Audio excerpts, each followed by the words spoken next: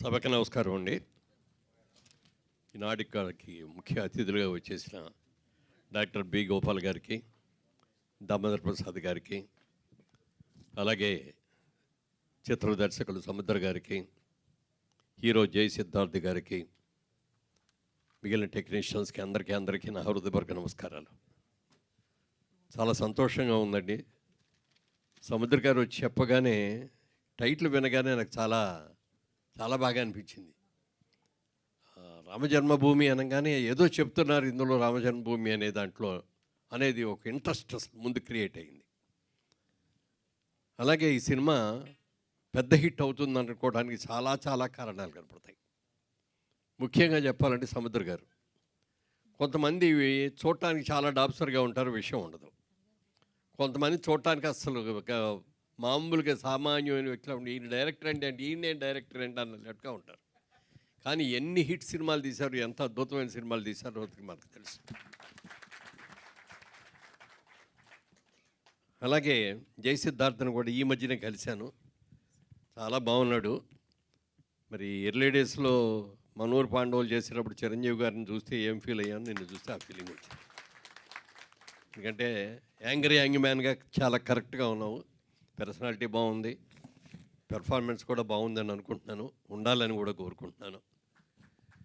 ఇవాళ రోజున భారతదేశం అందరూ కూడా ఎక్కడికి వెళ్ళినా జై శ్రీరామ్ జై శ్రీరామ్ అంటున్నారు. రామజన్మభూమి ఎన్నో ఏళ్లగా అక్కడ రాముడి దేవాలయం అనేది లేకపోయి చాలా గొడవలు అయిన తర్వాత చివరికి మోడీ గారి ఆధ్వర్యంలో రామజన్మభూమిలో రామాలయం అద్భుతంగా నిర్మించారు.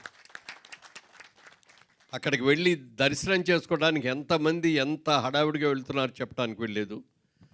రోజు తిరుపతిలో అయితే వెంకటేశ్వర స్వామి దగ్గరికి ఎంతమంది భక్తులు వస్తున్నారో రామజన్మభూమిలో కూడా అంతమంది వస్తున్నారు.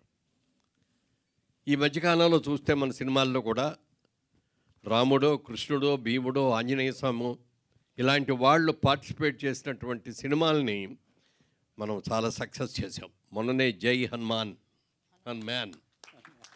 అది కూడా పెద్ద హిట్ అయింది.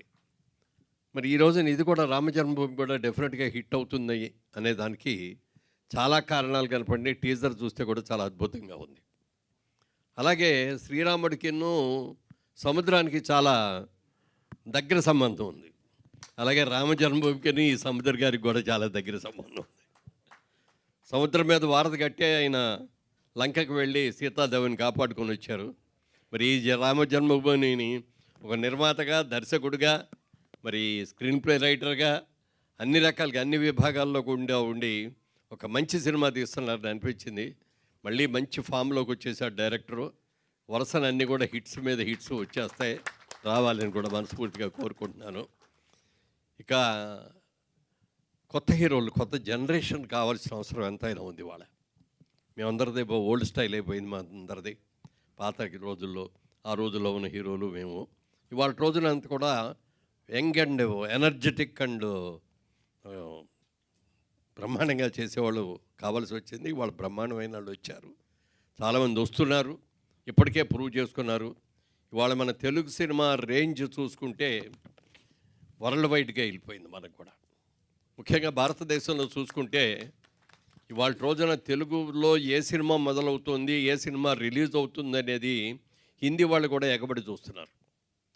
సినిమా బాగుంటే రైట్స్ కొనేసుకుందాం, లేకపోతే అందులో మనకి ఏదైనా క్యారెక్టర్ పిలిస్తే క్యారెక్టర్ వీళ్ళు వేసేద్దాం అనే ఇదిలో అన్నిటికంటే కూడా ముందుకు వచ్చేస్తారు ఇవాళ హిందీ హీరోలు కూడా. దాని మూలంగా ఒక మంచి అవకాశం ఉంది. వరల్డ్ వైడ్గా సినిమా అంతా రిలీజ్ అయిపోతుంది. ఈ విధంగా సక్సెస్ విపరీతంగా పెంచే అవకాశం ఉంది. కాబట్టి ఈ సినిమా రిలీజ్ అయిన తర్వాత, సినిమా చూసిన తర్వాత ఇంకా ఎక్కువ కూలక్షంగా దాని గురించి మాట్లాడదాం.